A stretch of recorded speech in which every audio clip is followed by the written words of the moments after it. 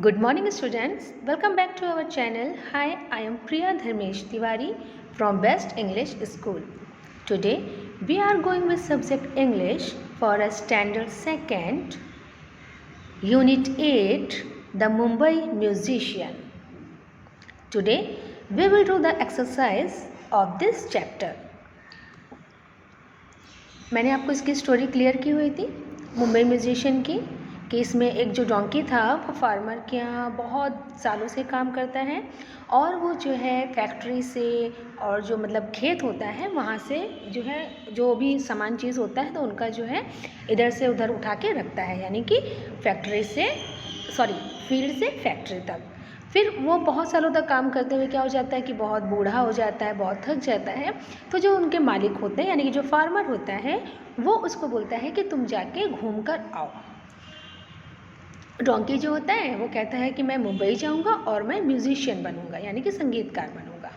तो उसको रास्ते में बहुत सारे फ्रेंड्स मिलते हैं, डॉग मिलती है, कैट मिलती है, कॉक मिलती है और वो भी सब उनके साथ जो है म्यूजिशियन बनने के लिए निकल पड़ते हैं।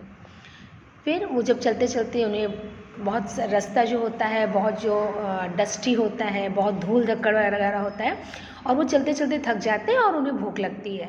तो वो उनको वहाँ पर एक जो है रास्ते में एक घर दिखाई पड़ता है जहाँ पे लाइट वगैरह जल रही होती है और लोग जो है वहाँ पर खाने के लिए बैठे होते हैं।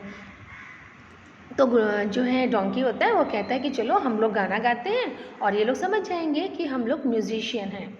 बट जैसे ही वो लोग गाना गाते हैं तो वहाँ की जो अंदर लोग बैठे होते हैं आदमी, वो सब वहाँ से भाग जाते हैं। उनको ऐसा लगता है कि यहाँ पर कोई भूत आ गया, घोस्ट आ गया है। ओके, तो ये थी हमारी स्टोरी। मैंने आपको इसको शॉर्ट में क्लियर की हुई है। अब हम इसकी करेंगे MCQ। Okay, now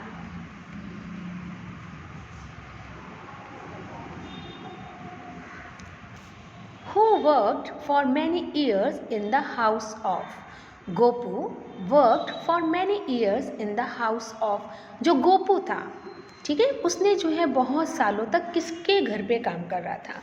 washerman, watchman या फार्मर? आपको स्टोरी पता है तो आप किस पे क्लिक करेंगे बेटा? फार्मर पे, कि जो है right answer will be farmer. Okay, why the donkey went to Mumbai? जो डोंकी था वो मुंबई क्यों जाना जाता था? Answer will be to became a musician. वो जो है म्यूजिशियन बनना चाहता था। The farmer wanted Gopu to see the movie world Mumbai. जो फार्मर था वो गोपू को कहाँ भेजना चाहता था? तो वो भेजना चाहता था वर्ल्ड में, यानी कि वो कहता है कि तुम पूरा वर्ल्ड घूम के आओ, है ना? तो answer will be B. The farmer wanted Gopu to see the world. Who met the Gopu first? Gopu जो है सबसे पहली बार किससे मिला था? तो answer will be dog. Gopu किससे मिला था? डॉग से। The roads of Mumbai was clean, empty, dusty? Answer will be dusty. What the people thought when all the three animals started singing? What the people thought? सभी लोग वहाँ पर क्या सोचने लगे थे कि कौन आ गया है, किसने गाना जो है गाना स्टार्ट कर दिया है? What the people thought when all the animals started singing? Okay, यानी कि जब वो 3 एनिमल्स थे, जब उन्होंने गाना गाना स्टार्ट किया तो लोगों ने क्या समझा, क्या सोचा? तो उन्होंने क्या सोचा कि द घोस्ट हैज़ कम, भूत आ गया है। कौन आ गया है? द घोस्ट हैज़ कम, यानी कि भूत आ गया है। Okay, choose the incorrect spelling. आपको इसमें से इनकरेक्ट स्पेलिंग यानी कि जो सही नहीं है उस स्पेलिंग पे आपको चेक करना है। तो देखिए हमारी टायर्ड, TIRED टायर्ड करेक्ट है। DELICIOUS डिलीशियस की स्पेलिंग क्या होती है? DELICIOUS।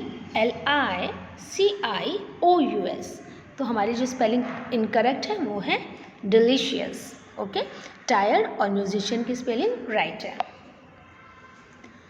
Choose the correct एंटोनियम्स of outside. एंटोनियम्स means होता है अपोजिट। ओके, एंटोनियम मीन्स क्या होता है? अपोजिट। तो आउटसाइड का हमारा अपोजिट क्या होगा? Answer will be inside. Okay, name the instrument that you play with fingers. आपको जो है एक ऐसा इंस्ट्रूमेंट बताना जिसको आप फिंगर्स से बजाते हो। तो देखिए शहनाई, ढोलक और गिटार। तो देखिए गिटार को जब हम बजाते हैं तो उसके लिए हम जो है फिंगर्स का यूज़ करते हैं। Okay, the answer will be finger, sorry answer will be guitar. Who was Dopu? Dopu कौन था? Answer will be dog. Dopu कौन था? डॉग। ओके, नाउ अब हम करेंगे इसकी एक्सरसाइज। ये हमारे चूज़ द करेक्ट आंसर थे। आपने हार्ड वर्ड्स आपकी नोटबुक में लिखे होंगे। Now we will do the question answer of this chapter. Why did the farmer tell Gopu to see the world? Farmer ने क्यों कहा गोपू से कि तुम जाके वर्ल्ड देख कर आओ, पूरा संसार देख कर आओ? Answer will be the farmer tells Gopu to see the world as he was now very tired and old। यानी कि फार्मर जो है वो गोपू से इसलिए कहता है to see the world age, क्योंकि he was now very tired and old, क्योंकि अब वो बहुत बूढ़ा और थक चुका था। Question number 2, why did Gopu, Dopu and Fari want to go to Mumbai?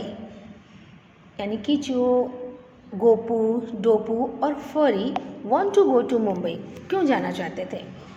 Answer will be Gopu, Dopu and Fari wanted to go to Mumbai to be the musician. People, why did the people in the house run away? Okay, why did the people in the house run away? जो घर के लोग थे, जो घर के अंदर लोग थे, वो क्यों भाग जाते हैं? तो answer will be people in the house ran away as they thought ghost had come to scare them. वहाँ के लोग इसलिए भाग गए थे क्योंकि उनको ऐसा लगा कि भूत आ गया है हमें डराने के लिए। ओके, अब देखिए इसमें छोटे छोटे क्वेश्चंस जो हैं वो और भी ऐड हो सकते हैं जो मैंने आपको MCQ में करवाए हैं। ओके, जैसे who was Gopu? So answer will be Gopu was a donkey।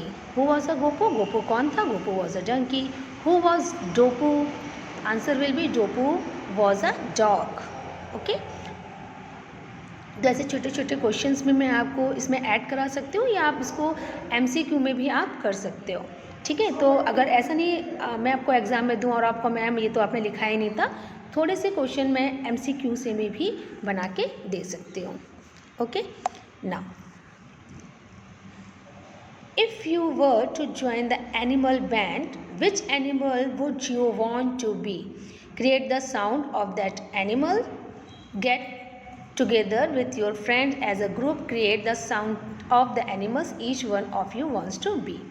ये देखिए आपकी ये इसका आंसर आपको खुद ही करना है कि if you were to join the animal band, अगर आप जो है एनिमल्स के बैंड को ज्वाइन करना चाहते हो तो which animal would you want to B?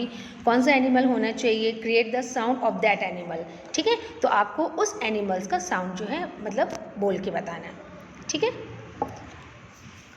The donkey saw a ball of fur and it was a cat. If you were to see a big ball of fur, what could that B?